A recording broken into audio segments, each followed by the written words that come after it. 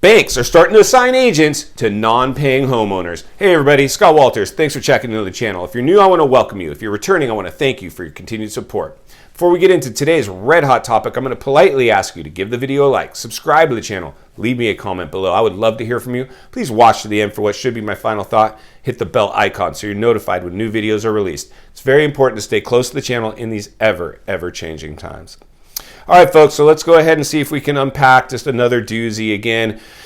Coming up for air, fact is stranger than fiction. I think most of us have now conceded to the fact that, yes, this is in fact a real estate bubble. This is now showing some leveling. We have some question marks. We need the dust to settle from the amount of stimulus that was injected into the economy, propping up all markets with real estate leading the way. Quick shout out to Dan over at I Allegedly for continuing to report on everything going on in and around the economy that can definitely weigh in with the real estate market. Please give him a watch. And also Jeremiah Babe, had some correspondence with him recently. He's doing a great job heat mapping a lot of the commercial real estate here lately. Jump over, take a look at his reports. I will link both of them in the description below.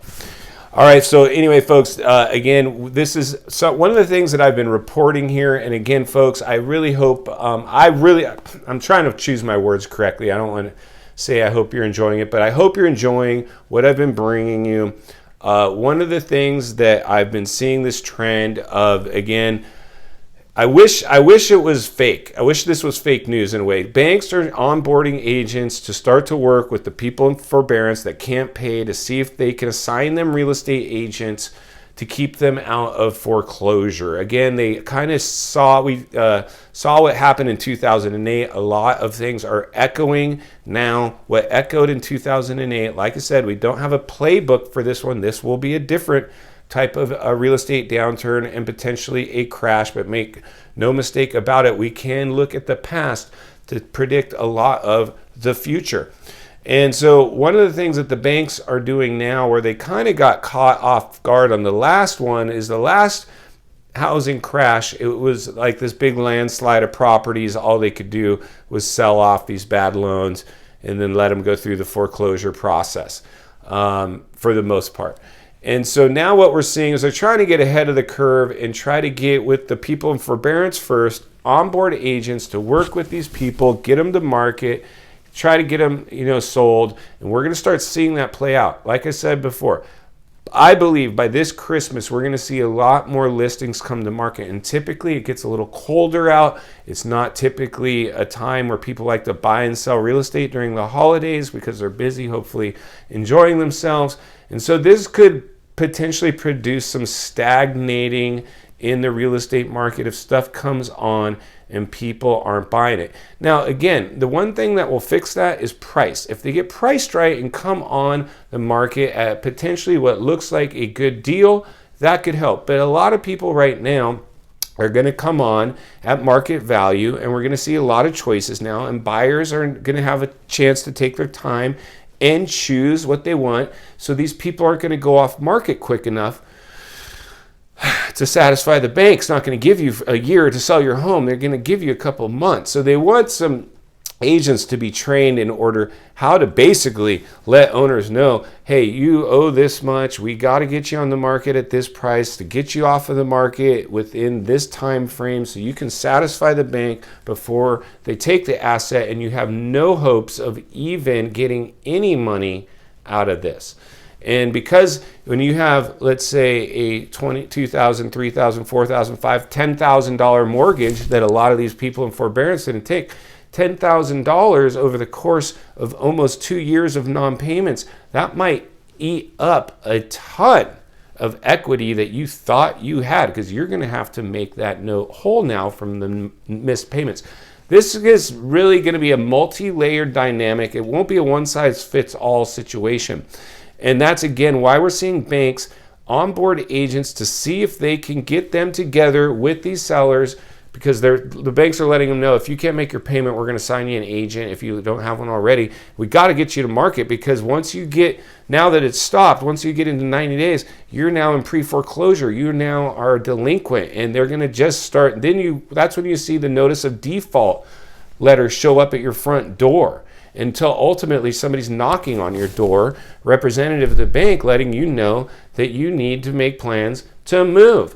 And it could get very, very ugly. So this is a clear and present danger. Again, like I've said before, I'm not going to sugarcoat it. I'm not going to provide bubblegum content. I have to give it to you straight. It's what I'd want from you. I would want you to give it to me straight, because I'm trying to make sense of this crazy climate that we're living in. And like I've said before, is when you see a lot of people dumping properties right now because they want to and not because they have to, you have to take a look at that. A lot of people right now understand, and most savvy investors don't want to see growth indexes, as hard as that is to believe, do what we just saw, because they know that indicates volatility in a bubble, and they're going to tap out. They're going to sell off those, because the only thing we want to see, folks, is normal appreciation, because that means it's built to last. And that's why, I mean, there's this big government, big tech, saw a huge spike. They now are in cahoots, potentially trying to keep all this euphoria going. There's a bigger underlying problem with our economy than we might see on the surface. The housing market is usually a great way to heat map what's going on, because if the housing market fails, everything will fail. We have to understand that the stock market can fail and the housing market can remain strong. But if the housing market fails, everything fails, including the stock market, because now you're dumping your investments to try to get light and insulate yourself with cash. So in final thoughts, folks, I'm going to continue to sound the alarm.